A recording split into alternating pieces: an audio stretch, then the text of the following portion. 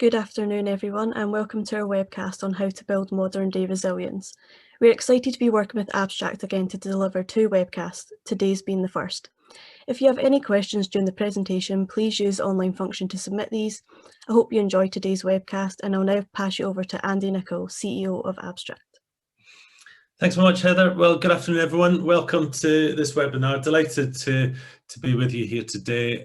We've Abstract and Chartered Banker enjoyed a great relationship for many years, so very happy to help out with this, and we've got another one coming up as Heather says. So I'm just going to share my slide deck and we'll get into the presentation. So how to develop modern day resilience is what I'm going to talk you through today, and there's no doubt in the last 12 months the resilience of all of us have been challenged with what we've been faced with the COVID-19 pandemic. So it's very opportune, and it's I'm going to talk a bit about sort of historical resilience and where it came from.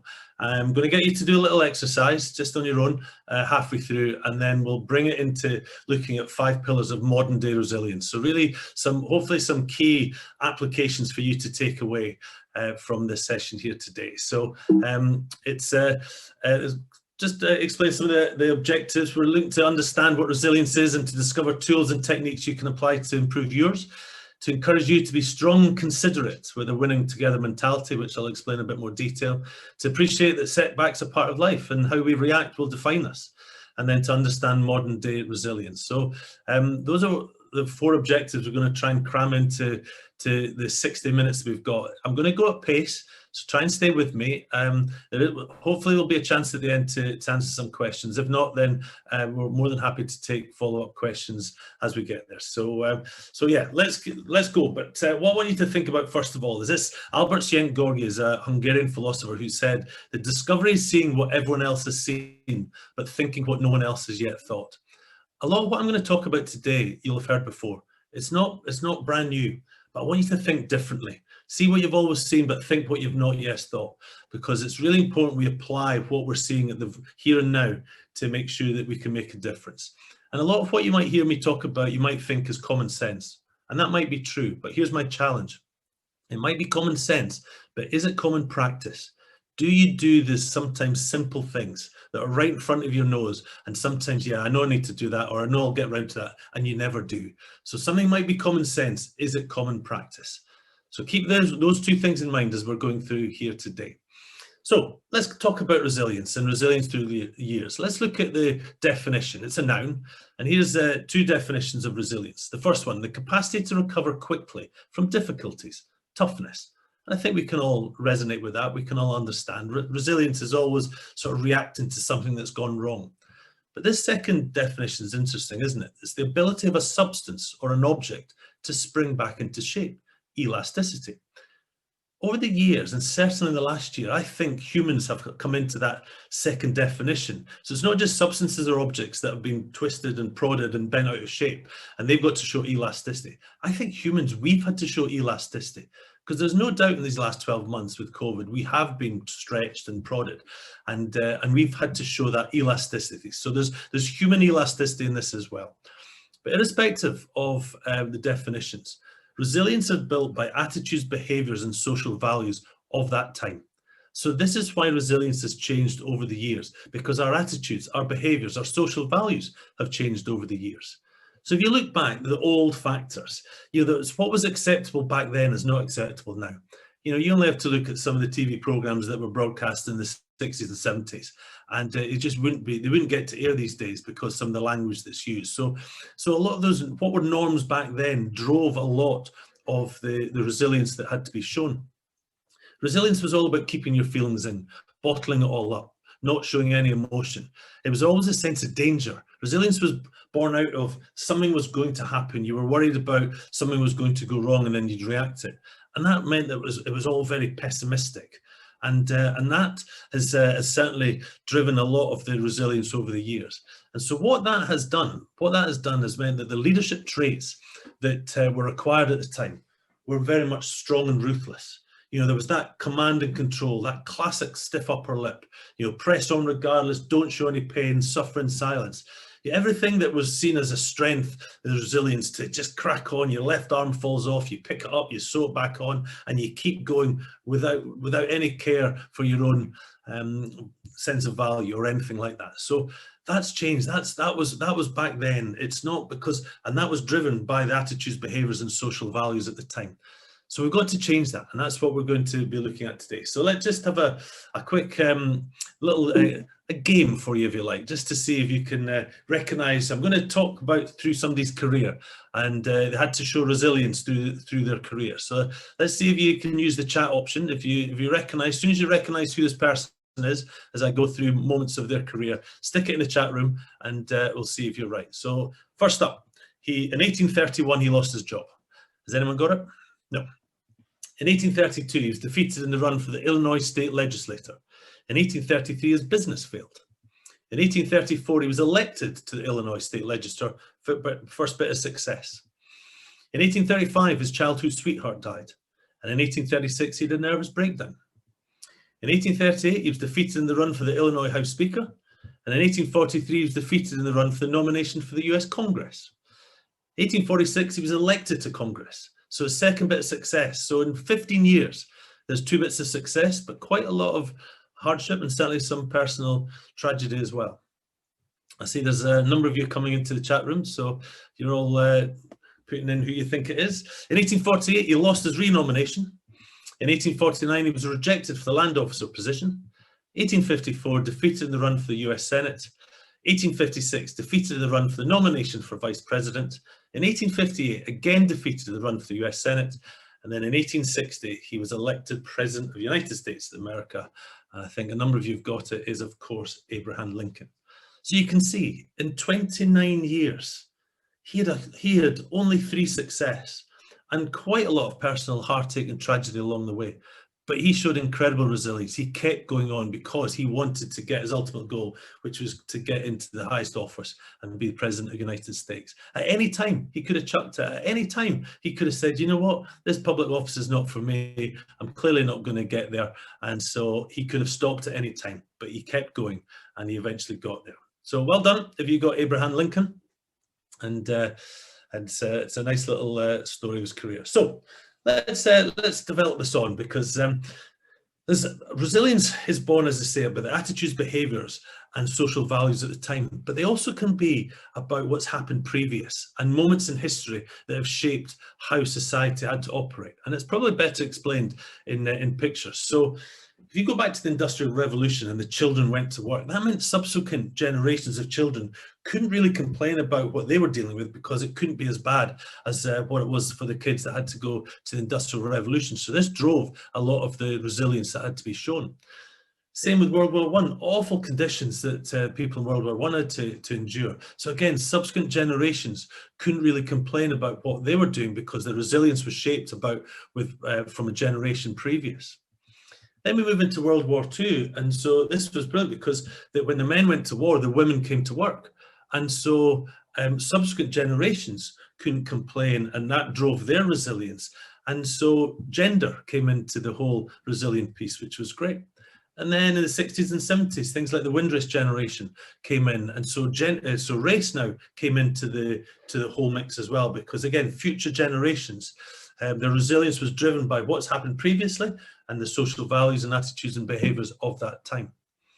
And so as we start to bring it into sort of more modern times, the 80s and 90s, any of you on the session who were working at that time, it was, you know, the Strong and Ruthless, the yuppie years, Greed is Good, Wall Street movie and all that, the braces. Look at the size of the mobile phone that they used to have. You used to carry the battery in a backpack because it was so big. But, you know, so the resilience that had to be shown in the 80s and 90s was, again, conditioned by the social values and the attitudes and behaviours that had at that time. Again, more of you probably would have been working through the crash in 2008. I was working for RBS at the time, and so I can recognise a lot of these traits. There was the sort of, you know, strong and ruthless leadership that needed to be there at the time, or was shown at the time. And then there was that don't show weakness, fight on till the end, that high-risk culture that caused a lot of the problems. And the organizational politics that then occurred was incredible. And you know, you didn't know which horse to back. You didn't know who was going to come through the reorganization after another reorganization. And so again, the resilience that had to be shown in that period was driven by the behaviors that we were faced with at the time. So just to come out of business for a while, I'm going to go into sport, because sport has got many examples of resilience through the years. So now I'm currently CEO of Abstract, and you know, in a previous life I was lucky enough to be a sports person. I had 10 years of international rugby with Scotland and played for Bath. So I've got an example. I mean, I don't even recognise who this young buck is when I was playing for Bath in the early mid 1990s.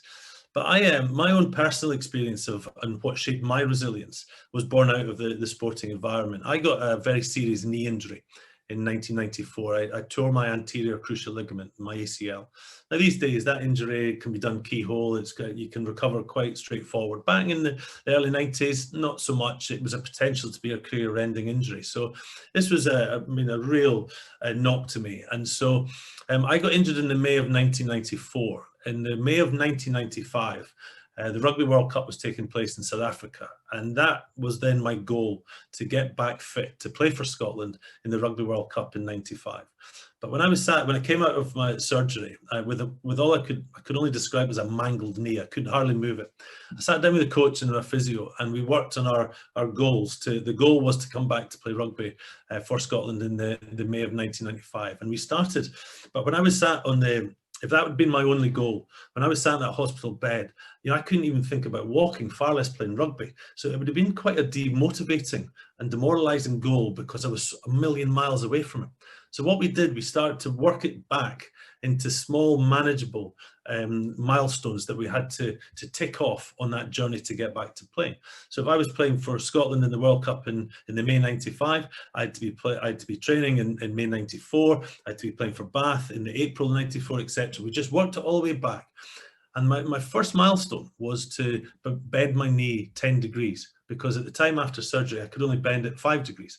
So then it was bend at 10 degrees, 15 degrees, 15, 20 degrees, so on, all the way up to walking, jogging, running, sprinting, taking contact, etc. And every time I went past a milestone, I ticked it off, and it was a positive experience.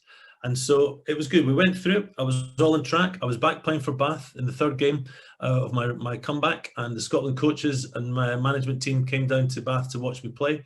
And they got together at halftime, and they decided that I was fit and healthy, and I was going to the Rugby World Cup in South Africa. So job done. My objective had been met.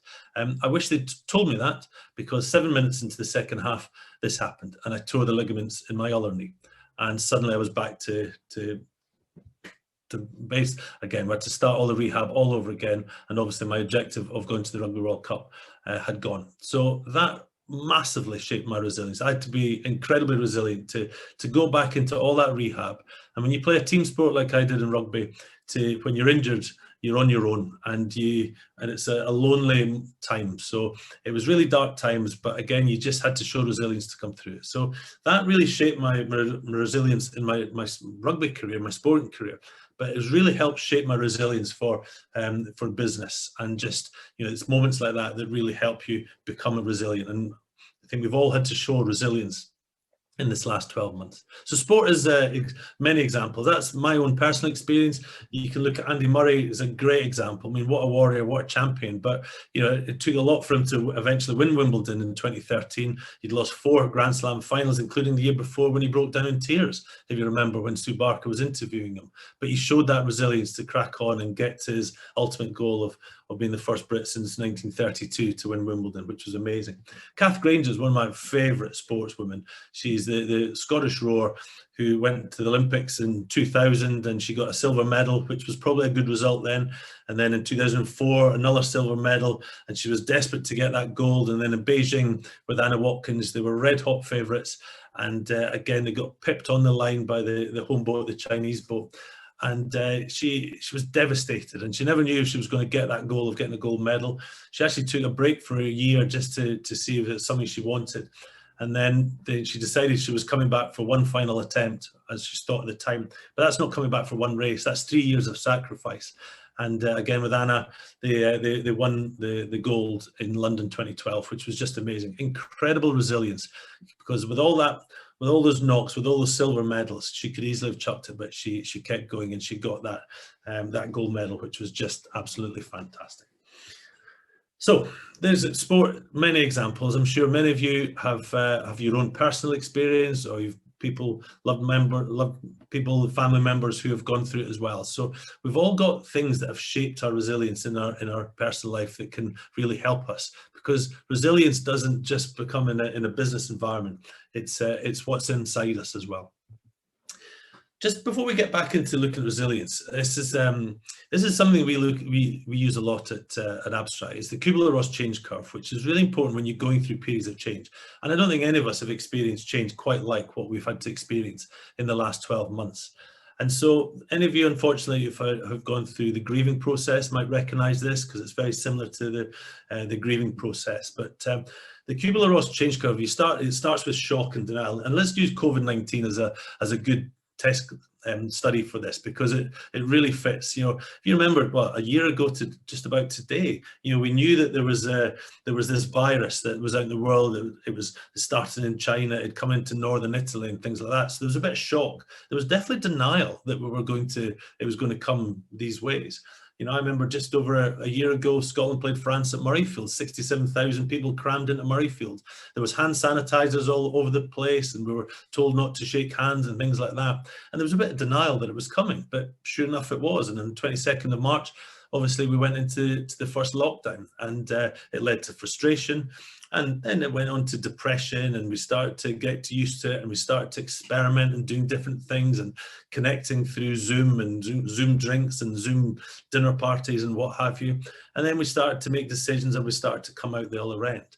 And you can see this, the 5 coloured boxes on the right on the slide here are the leadership traits that had to take place through each one of these processes as you go through the change curve. And again, I'm sure you can recognise and resonate with them from our experience through COVID, because at the start, when there was that shock denial, it was all about alignment, creative alignment. And then when we went into frustration, it was maximising communication. My business at Abstract, we met every morning at 9 o'clock just to see to business continuity. And so we had to maximise communication with our staff and our clients as well. And then we got into, and I know depression is a strong word, it's an emotive word. But I think if we're all being honest, we've probably had some form of, being depressed at various stages over this period, because it's been difficult, and the longevity of it as well. But then we start to sort of experiment. And I think a lot of people have been wallowing in the bottom of this curve here, and they've been experimenting, and then it's, maybe go into another bit of lockdown and it comes back again. And so then you need to spark the motivation, and then that's sort of the leaders have to develop capability and get people to try things differently and maybe try new skills and things like that. And then you start sharing knowledge in the yellow there as you get into decision and integration. So you can see it really does fit with what we've gone through in COVID, and it's really important. And this is, as leaders, you might see some of your team members are not at the same place along this curve, and it's really important to help people. If they're still down in the bottom there, just sparking that motivation. So, a lot of this can really, you can see sit side by side with resilience. So it's really important to understand where people are on that journey as well. Okay, so let's bring it back to resilience and what we're talking about here. And so let's start to look at how things have changed, because our interpretation and appreciation of resilience has been changing over recent years. And I think in the last 11 months, it's accelerated massively. Because the future resilience, if the old resilience led to leadership traits of strong and ruthless, what we're looking at now is strong and considerate. It's having that consideration. I think that's something that's really come to the fore in the last 11 months. But resilience now is still built by the attitudes, the behaviours, and the social values that we are now faced with. So what we do now is very different to what it was even 12 months ago. If you think about what happened in May the 25th with George Floyd in America, and the Black Lives Matter movement has changed an awful lot of how we view things and look at things, communicate, and discuss things. And so what was almost acceptable 12 months ago is not now. And so resilience keeps evolving, keeps changing, and it's driven by the attitudes and behaviours and social values of the here and now. So what have we got now? What are the new factors? You know, the acceptable norms now, as I said, it's what happened in the past. You know, is in the past, and we've got to deal with what's happening now. And what's acceptable now wasn't acceptable before, and we've got to work accordingly. We've got to manage. People are more willing to show their emotions, so we've got to manage emotions more, and that means some leaders maybe having to have awkward conversations when people open up that they've never had before. And that means that they've got to help that, and maybe have a skill set. They've got to develop their skill set to do that. But people are more willing to be open. You know, generally the resilience. Now I know this has been massively challenged, obviously, in COVID, and maybe even with Brexit beforehand. But you know, if we were a glass half empty kind of country, in the UK, we're not really good at this, are we? Especially in Scotland, where I'm from. But I think in general, there's a desire to look at the glass being half full rather than half empty as we come out of it. And vaccinations, obviously, just which are happening now, are certainly giving that bit of optimism. But what we've had to do is rely on that strong social network. And that's never been tested more as it has been the last 12 months. And it's been great to be able to engage with people like that. But, you know, it's not all positive as we are, because what's acceptable now, you know, the way that social media conducts itself. And, you know, something very close to me in the last couple of weeks, my BBC colleague, Sonia McLaughlin, was doing her job after the England-Wales game, just asking some difficult conversations. And she got absolutely slaughtered on social media by abuse, which was just completely unacceptable. But it's amazing how social media allows it to be acceptable, because, you know, these people can be anonymous. And so it's not all positive. There's a lot of things that are acceptable nowadays that we need to address still. But a lot of this is driving the leadership traits, which is what we're looking at, which is being strong and considerate. It's having that compassion. You know, I think we've learned compassion is something that's had to come into everyone's life in the last 12 months. And it's about being well balanced, understanding what people are having to endure with everything, with homeschooling and lockdown, etc. Humorous. It's interesting. You might be surprised to see humorous there. I think this is a really important one. We've got to look at things, not being in a frivolous state. And where we got this, we use this at Abstract a lot. I went on a webinar. No, it wasn't a webinar. It was a seminar. Do you remember those days when you actually could interact with other people in a room? I went to a seminar run by Google, and they were talking about some of the culture at Google. And one of their major tenets is that you don't have to be serious to deal with a serious situation. And we love that Abstract, because that doesn't mean that we just have a laugh and put the clown feet on and have laugh all the time. We take things seriously, but we bring a bit of levity into it as well. And when we can be, we try and enjoy what we do. So just having that sort of lens that you're looking at is really important when you're dealing with serious situations. But it's got to be sustainable. You know, this has got to, what we're doing now, the way that we're behaving now has got to take us through the next few years. And it's important that we remember that. But the modern world is incredible, isn't it? So the increasing complexity that there's there, the hyperconnectivity that we can communicate all around the world, there's the continuous demands that we're put under, the omnipresent responsiveness that you reply to an email almost as soon as it lands. Remember, emails were actually created so you could respond in your own time, at your leisure. But now you've got to reply almost before they've hit your inbox. Everything's fast paced, there's high intensity, the stakes are high, and it leads to increased stress. So it's a tough environment to operate in these days. But here's the question, is it possible to have good stress? And the answer is yes, there is. And the good stress is what's called eudaimonic stress. And so this is me with my BBC colleague, Jeremy Guscott. So my rugby career finished a long time ago. I've been lucky to be in the media now. And so this is a picture taken at Murrayfield Stadium. And Murrayfield Stadium is the stadium where Scotland played their home games. And as I said, I was lucky enough to play 10 years with Scotland. So my stress levels in that stadium have changed dramatically over the years. Because if I go back to when I was a player, and I'm sure you've heard many sports people talk about this, that, you know, sports people give that sort of persona that they're confident. In that 5 minutes before you're about to go out and perform, before your competition starts or your match starts. That's when all the self-doubts start coming into end, and that's where the anxiety really rises. The nerves get really real big knot in your stomach, and you know it's when all your self-doubts come in. You start to question: are you good enough? Are you fit enough? Are you prepared enough? Are they good enough? When you look around your teammates in the changing room, and it's really quite a horrible experience. And you know, in that moment, you'd want to be anywhere else in the world.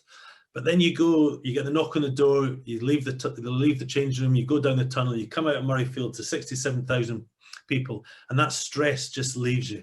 And there's no place anywhere in the world you'd rather be than on that pitch. And now, you know, I don't get to play, but I get to talk about the game. So there's still the element, there's still adrenaline there, because you're about to do live television to maybe 8 million people. You're live. So when Gabby Logan or John Inverdale ask me a question, I've got to get it right. You can't get 10 seconds into an answer and say, oh, actually, Gabby, that's a terrible answer. Ask me it again. Ask me that question again. So you've got to get it right. So there's an element of the nerves are still there. There's a little bit of anxiety still there, which is acceptable. And it's really important to understand that this is your body preparing you for what you're about to do. It's getting it ready for what you've got, performing under pressure. And so nerves are good. Nerves focus the mind. Anxiety dulls the mind. So a little bit of anxiety is okay. Too much can be debilitating. And so this is great when you bring it into the working environment. If you've been asked to do a presentation or present through Zoom to the board or to senior people, and it's something that's not in your comfort zone, this is what this is. This is taking you out of your comfort zone, and it's allowing you to perform in that. So push yourself. You'll get those nerves, but they're good. That's your body helping you, supporting you to get through it. And then the next time you do it, they're maybe not quite there. So then you start pushing up again. And so your comfort zone just keeps rising all the time, because you're prepared to accept that some stress is actually good, and that's your eudaimonic stress. So don't try and eradicate stress from your life. Actually, give yourself some stress. Put yourself out there. Get yourself out of your comfort zone and be happy coping with stress, because a little bit of stress actually can be a good thing. So I'm just going to get you to, I'm going to take a pause so I can take a glass of water, but I'm just going to get you to do a little exercise. And I've got 10 questions I'm going to put up here on the screen. Hopefully you can see them all. I want you to answer these very quickly. Don't take too long. And there's the scale to answer: 0 if it's never, up to 10 always. Answer those 10 questions. Just jot them down on a bit of paper if you've got with you on your phone. And as I say, don't think long and hard. What the gut feel, first answer that comes into your head, and then we'll get you to total them up, and we'll get you to, we're going to launch a poll just to see where you are. So this is your current level of resilience at work. You know, there's no right or wrong answer, but just give it what's true for you at the moment. Okay, so off you go, and I'll and once you've completed them, I think there's Heather just launched the poll. So once you've completed it, totaled them up, stick which bracket you come in for, and I'll just take a breath.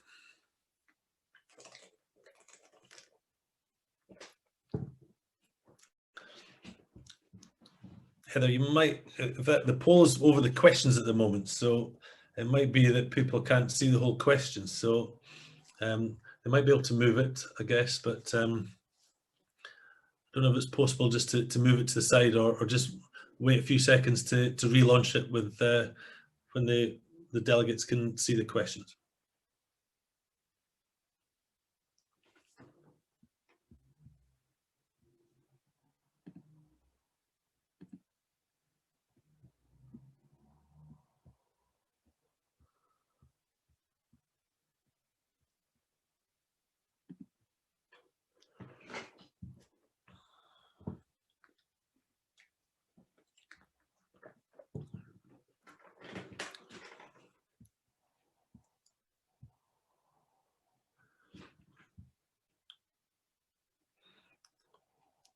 Okay, so we should be getting close to completing the questions.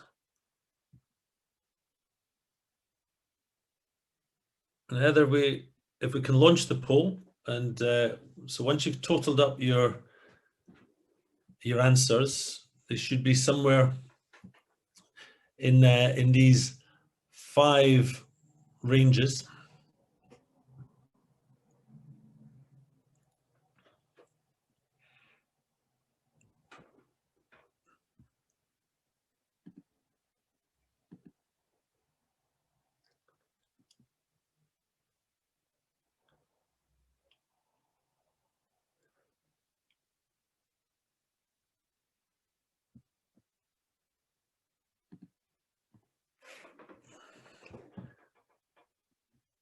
Have we got the answers, Heather? Have you been able to share the results if you can? Yep. Do you want me to read them out? Yeah, if you've got them. Yep. So in the 0 to 25 category, we have 3% of people. Okay. In the 26 to 50 category, 16%. Yep. 51 to 75, 55%. Yep. 76 to 99, 22%. And 100, we have 3%. Wow, so we've got people at 100. Well done. Well, thank you for taking part of that. And the answers that you've given there is exactly as I would expect. You know, there's the majority are above 50. So here's the scale that we're working to. So 0 is no resilience. So 0 to 25, you've got no resilience, working up to low resilience. So 25 to 50, you've got low, getting towards displaying resilience. Okay, so there was 16% of you in that. So, you know, those of you, hopefully you'll get something from the next part of the session, the second half of my session here today, that you can work on modern day resilience to develop it. You know, there's 55%, so the majority sitting between 50 and 75. So you display resilience, and you're getting up to strong resilience, and then 75 to 100, you know, this is strong resilience. And then we've got a few people at 100. You know, if you're answering 10 for all these questions, you might just be considered a bit thick-skinned. You might have to let things just come in and actually, you know, just hurt a wee bit now and again, just so it doesn't just bounce off you. It's sometimes good to absorb it in. So wherever you're at, that's your answer, that's your level, that's where you're at. And hopefully now I'll give you a few tips to develop that and to go. So well done. Thanks for taking part of that. So this is the second part of the session. If you like, we've put the sort of historical reference of where resilience has been and where it's come to now. Now I'm going to talk about 5 pillars of modern day resilience. And this really is where I want you to think, like we said at the discovery, seeing what you've always seen, but thinking what you've not yet thought, because I'm going to put these 5 things up: situational awareness, mindfulness, self-care, positive relationships, purpose. You know, you've heard this all before in many ways, but I just want you to think differently, and I want you to, I'm going to give you hopefully a little tips to take away. So there'll be meaningful takeaways from the next half hour of this session that you can put into practice to help you increase your levels of resilience. So if you were to do that questionnaire again in a month, 2 months time, then you might be slightly higher if that's what you needed to be. Okay, so let's look at situational awareness. Because between stimulus and response, we've got that power to choose our reaction. And that's what separates human beings from the animal kingdom, is that we've got that choice of what happens, what we can do. So stimulus is that, it's whatever circumstances you're faced with. It can be difficult, it can be simplicity, it can be conflict, it can be ease, it can be fear and desire. But we've then got a choice, and it can be a conscious choice or an unconscious choice of what we do. And then it's the response. It's the attitude and the action and the reaction that happens to anything that comes our way. And here's the absolute key point in this. It's not what happens to us that truly defines our destiny, but how we choose to react to what happens to us. So there's so much coming in all the time. We've then got to choose a reaction. I'm just going to, hopefully technology is going to allow this to happen. I'm going to play a short video here to show this, to see, and just want you to see how this gentleman copes with certain situation and how much resilience he shows. It's Michael Bay, who's the Hollywood director. He's been invited by Samsung to come and speak at a conference on the Curve TV. So a couple of years ago, they were launching Curve TV, and it was to give his experience. Things don't quite work technology-wise, and let's see how resilient Michael Bay is. Ladies and gentlemen, director and producer Michael Bay.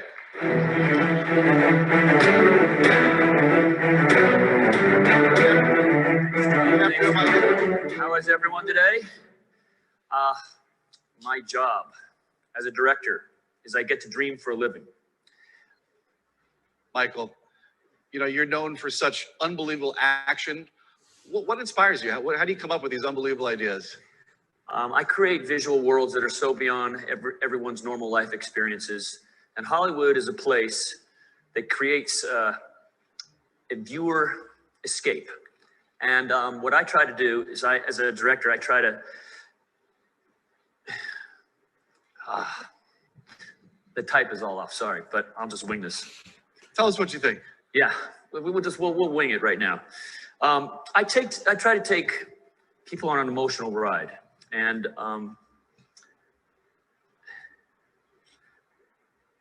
the curve, how does it, how do you think it's going to impact how viewers experience your movies? excuse me, I'm sorry. I'm sorry. Okay. Ladies and gentlemen, let's thank Michael Bay for joining us. I don't know how many times I've seen that. It's just, it makes me cringe every time. So Michael Bay comes on stage, things go wrong. How resilient was he? Well, not very is the simple answer to that. You know, there were certain things that happened. The typo was off, so the auto cue was not right. He actually started ahead of the MC, the host on stage was meant to ask the first question. Michael Bay jumped in first of all, and so it was a bit off. So the auto cue was going at different speeds, and the person who was operating it was struggling. But even then, he tried to memorize some of the things. Now, he was asked what he does for a living.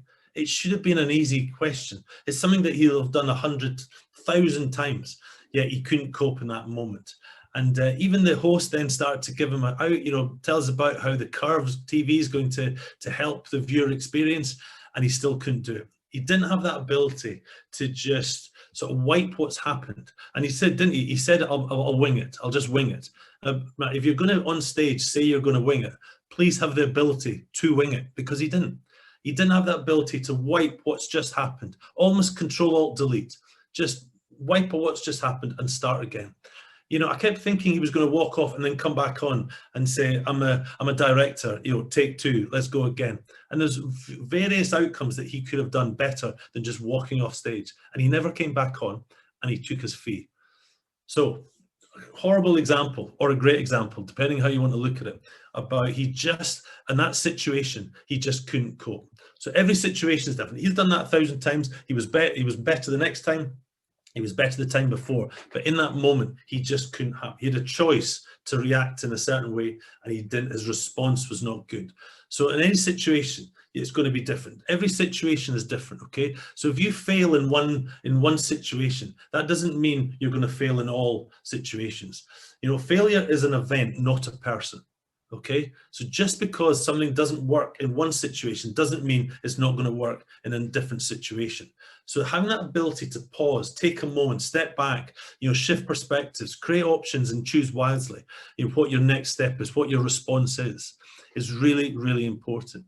I think even COVID was a good example to this, because I remember thinking back in March when we went into lockdown, and as we went through April and May and June, you know, there's various ways you could react to it. I just took the positive. I shift perspective.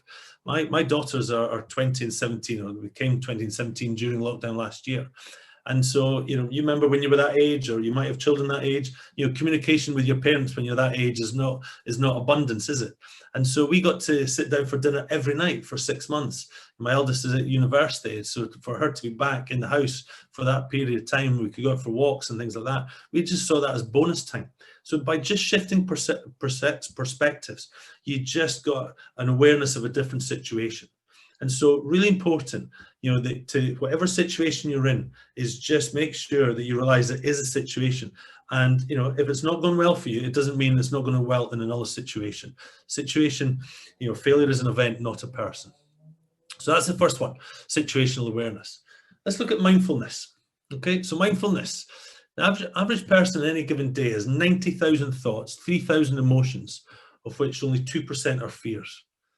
So we worry about a lot of things that are just not quite there, you know, and so there's lots going on, but we focus on some of the stuff that's going to get us down. And so it's a complex machine we've got in our head. You know, our brain, there's 11 million bits of info every second coming into our brain, and we can only effectively process 40 bits per second. So there's so much stuff that's just there that we're not using. And so it's really important to make sure we treat our mind with mindfulness. We've got to allow us to recover. And so this is about compartmentalizing your cognitive load, which sounds very deep and meaningful, but it's just separating different types of work activities. You know, so very simplistically, the brain is left brain and right brain. Left brain is very analytical. That's where you do all your analysis. And the right brain is where you're creative. So if you've done an exercise at work that you've had to be really analytical, and you then jump straight into the next task without a break, and it's got to be more creative, you might struggle a wee bit. because your brain just takes a bit moment. Some people can do that very effectively. Some people it's very difficult. If you're a right brain person, i.e. a creative person, and you're asked to do something analytical, you're going to struggle a little bit because it's not your natural domain. So make sure you deliberately switch from one task to another. Take a moment. And so this is where this last point here, tune out and tune in, is the huge takeaway to take from this one. So I go back to my rugby days, and if you're playing international rugby on a Saturday, when you come into camp, into the hotel on the Sunday previous, if you're tuned in for the whole week, then you would just be burnt out by the Wednesday, and you certainly wouldn't be performing well on the Saturday. So you've got to tune in at the right times, but then tune out at the right times. So tuning in for all the team meetings, for all the training, and certainly for the match on the Saturday, absolutely tuned in. But other times when it was right, you tuned out. And we actually talked about it. It was, and we had a coach at the time, switch on, switch off. And it was switch on and we're tuned in, and you switched off and you relaxed. Now that meant you could just go and you did anything other than rugby. Now I got better at that, the more experienced I got, because when you're young, you just want to throw a rugby ball about all the time. But as you got older, you might start to read a bit more, you communicate with your family, etc. And so this is really important work. So this is a massive takeaway for me, for you today, is make sure you give yourself a chance to tune out after you've been doing something. And in lockdown, I think this is so much easier to do than it was when we were in the workplace. Because if you've been on a meeting for, I don't know, an hour and a half, and you open your book and you read for 20 minutes, in the workplace, you know, some people might have judged you for that and might be even called you out on it. But actually, when we're working from home, it's something you can do. So whatever it is, reading a book, going for a walk, listening to a podcast, engaging in homeschooling, if that's what you're dealing with, whatever it is that you can just tune out from the work-related exercise you are doing, and that can be for 5 minutes, 10 minutes, 15 minutes, whatever it is. When you tune back in, you're going to be so much more effective. So mindfulness, look after yourself, give yourself that ability to tune in and tune out. The next one is self-care, and this is massive. I think we've all really focused, mental health has come to the fore because, we're looking at things slightly differently. So it's really important that we look after ourselves here. So this is about putting you in the middle. And there's such a great support network you've got around you, with family, friends, peers, and associates. But it's more than that. It's what you can look after yourself. And, listen, I'm not going to sit here and say what diet you should have, or how much rest you should get, or what exercise you could do, because we're all individuals. But, we're all different engines as well, and every engine needs a different amount of fuel. So what's right for you won't be right for somebody else, and all these aspects. Exercise, as a former sportsman, you can understand I like exercise, but I don't have to do it all the time, and I don't have to do lots of it. I don't have to do an ultra marathon every week. Little and often is my mantra. And so whether that's a 20-minute Joe Wick session every morning or wherever, it's just enough for me to feel good about myself. Fit body, fit mind was something somebody said to me many years ago, and I think it's so true. So what's right for you is right for you. And so work on looking after yourself. But this is where you can rely on people around you. And I think this is one of the hardest things that we've been lost. Human beings are social animals. We need that human interaction. And it's been lost when we've not been able to do it in a face-to-face environment. And so we've had to adapt, and we've all probably done Zoom drinks and Zoom dinner parties. And, if you met somebody who worked in a different department at half 10 on a Tuesday for a coffee, then you should still do that, but you're just doing it through Zoom. So this is about putting yourself in the middle. This is really important. And here's another way to look after yourself. And I bet you'll all have been guilty of this at some point during lockdown, where we've been wedded to our laptops and our MacBooks and that, because it's about ensuring you take task detachment breaks, because every situation requires a different focus. And we naturally have peaks and troughs of energy. They're called ultradian rhythms, but you don't really need to understand that. It just means that our mental focus is typically 90 minutes long. So if we focused on something for 90 minutes, then our concentration spans start to go, our focus starts to go, and our effectiveness starts to go.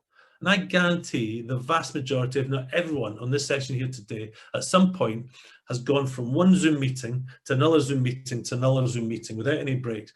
And you look back on how these meetings have gone, and by the middle of the second one, you're starting to struggle. And the third one, you're not really effective. Well, that's because you've just not given yourself that ability. So linked to mindfulness, the tune in, tune out, give yourself those breaks. So it's better to structure 3 meetings with a gap in between, and you'll get so much more effectiveness from those meetings, and there'll be, you know, high performance if that's what you're trying to get, but you'll get so much more from these meetings if you keep them 90 minutes long. So it's about stepping away to reset that energy and the attention. So self-care and mindfulness with that brain, the tune in, tune out, and these ultradian rhythms are two great ways of giving yourself a better chance of coping with the next situation, and hence improving your resilience. So second last one, looking at positive relationships. And this is about surrounding yourself with the right people, you know, the right influencers, the positive relationships. You know, we all know people out there. There's the mood hoovers that just suck the life out of any situation. You know, avoid them if you can. Stay away from them. And if you are one of those people, then try and work on that a bit better, because we need to have we want people to be surrounded with positive relationships. But, and this is the last part of it, you've got to consider all the facts. So this wee fella on the left here, on the right of the picture, you know, could be the most positive person on this planet, but the reality is he isn't going to win this sumo match, is he? So positivity can only take you so far. You've got to consider the facts, but being surrounded by positive relationships is really healthy, because it's about being optimistic. It's about creating positive emotions, getting a buzz. We've all got these people that when we're in their company, we feel good about ourselves, and we come away with a bit of a glow because they've just made us feel positive. It's almost like you plug in. It's like an energy source you get from them, aren't they? And it's great. We've all got them. We all need them. And if you are that person, try and share that even more, which is just fantastic. Because self-compassion and compassion for others, I think being compassionate is something that we've learned to be more of in these last 12 months. It's really important, and it's about working together, having that cooperation and collaboration. You know, and if you recognise that somebody's just struggling a little bit or a wee bit down, just go and help them and have that cooperation and collaboration. Because this next graphic is key. You know, pity. The emotion of pity means I'm sorry for you. Sympathy means I feel for you. Empathy means I feel with you. But compassion is I am with you. And we need to have that compassion with what everyone's dealing with. And that will really drive our resilience. So positive relationships are absolutely key. And the final one we're going to look at here today, and we're making good time for a chance to take some questions at the end, is purpose. And so this is our vision, purpose, values pyramid that we use at Abstract. And you don't have to worry about the words that are in the pyramid. But you know, if your vision is the what and your values are the how, your purpose is your why.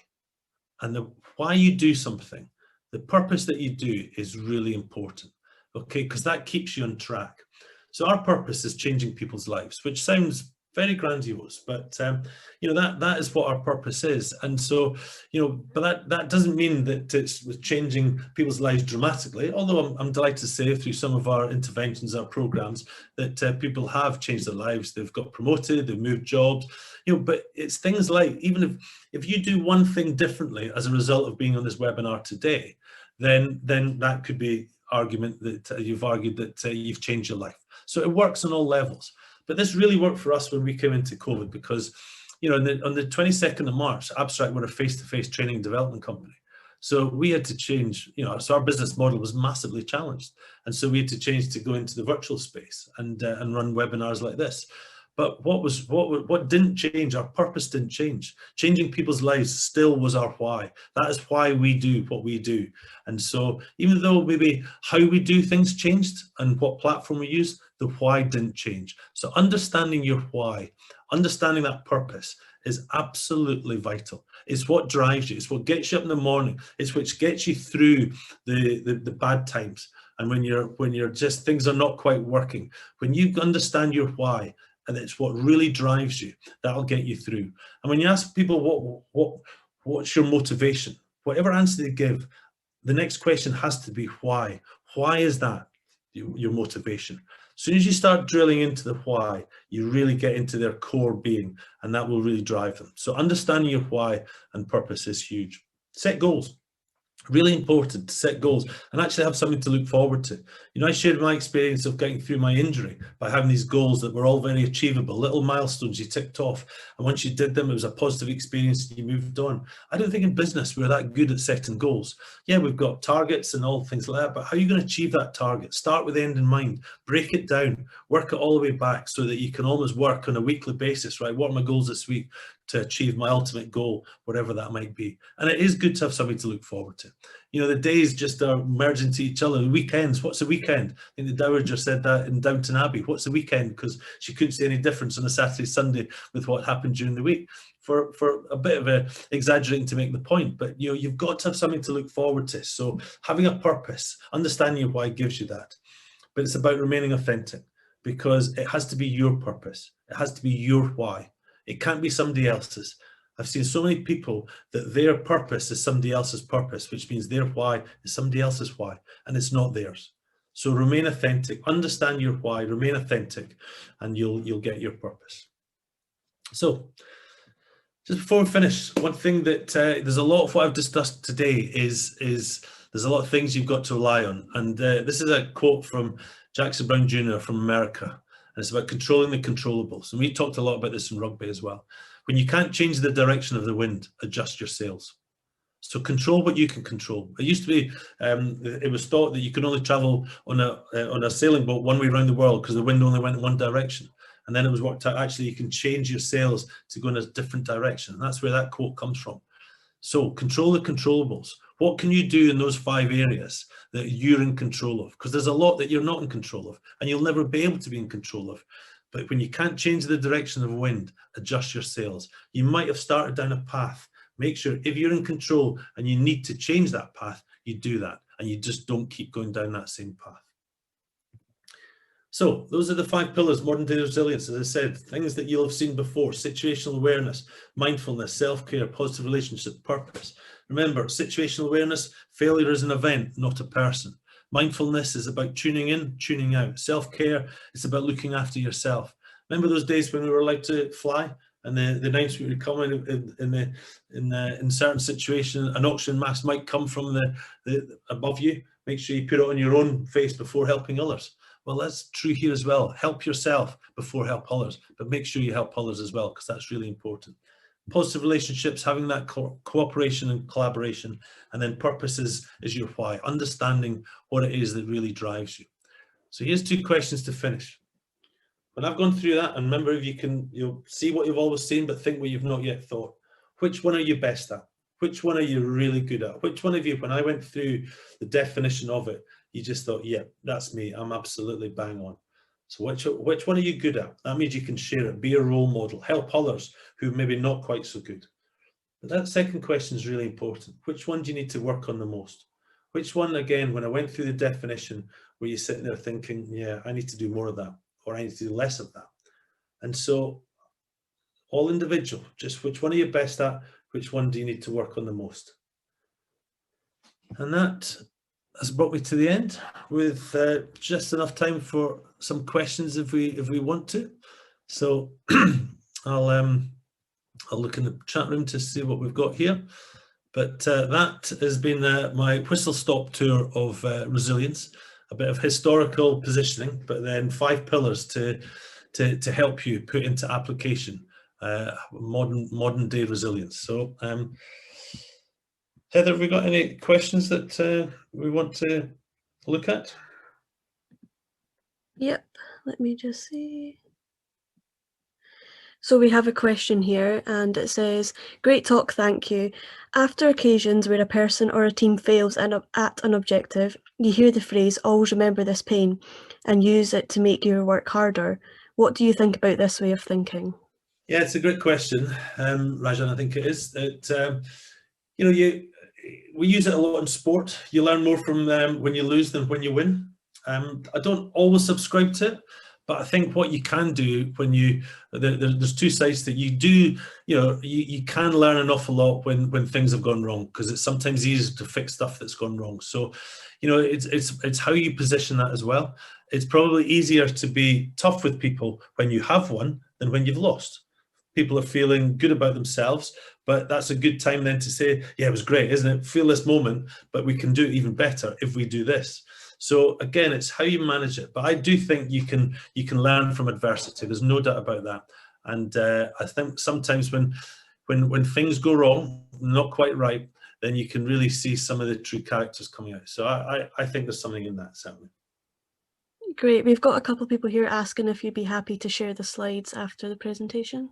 Yep. So let me just take you on to the next slide. So here's we'll send out a summary slide deck. If you want to contact Nick Goddard, my colleague, at nick@abstractuk.co.uk, and there's our website as well. If you want to email Nick, we can get that slide deck to you. That's no problem.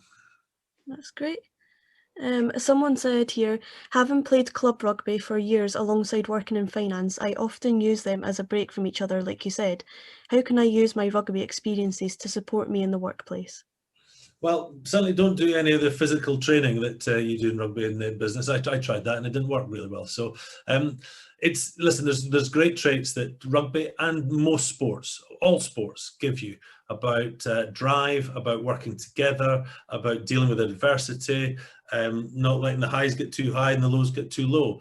And so there's so many things that that the camaraderie, the teamship, the working together. I think rugby is the ultimate team sport, because you can only do your job when other people have done theirs. And that means that you've got to do your job to allow other people to do theirs. And that's so strong in business as well. So I think irrespective if it's club rugby or you were lucky enough to achieve the levels that I did, the values and the traits that rugby teaches you are easily transferable into business. And in fact, businesses love when people bring those traits out into the business environment.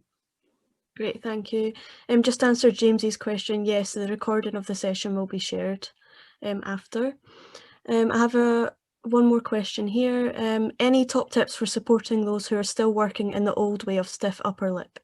Well, that's it. It's having that compassion. There might be reasons for that. I think it's understanding why they're still stuck there. Share as many good positive examples of modern resilience and being a bit more opening. It's about asking that question: is everything all right? I think that's the key. I think Spider-Man does that in the latest movie, doesn't he? Yes. Is everything okay? Is everything all right? But we've got to be able to listen and want to listen to the answer. I think that's we've asked that question for years, but we've never really listened to the answer. Now we really need to listen to the answer. So, maybe you can ask that question. You can find out why there's people have still got that stiff upper lip, and so there's ways of helping that. But that question, I think, is the question to come out of lockdown. Is everything all right? But make sure you're prepared to hear and listen to the answer as well. Yep, definitely. I think we'll close the session now. I can see we've had some more questions in, but Andy will be happy to answer these post-webinar. Andy, do you have anything further to say before I close the session? No, well, thanks for joining. It was fast-paced. I hope you were able to keep up. As I say, you can get the slide deck if you contact Nick, my colleague, and always a pleasure to partner with Chartered Banker, and it's a pleasure to share my views on resilience. And everyone has got resilience. Everyone's had to be resilient in the last 12 months, but those last 5 pillars of modern day resilience can just help you be even more resilient as we strive to come through this and we get back into being better in the future. Thank you for joining today's webcast. I hope you enjoyed the session. For members of the Chartered Banker Institute, today's webcast will count towards your CPD, and you can log that in the member area of the website. A big thank you to Andy for today's session and to our audience as well. Our next webcast with Abstract is on how to improve diversity of thought and respect, and will take place on the 14th of April.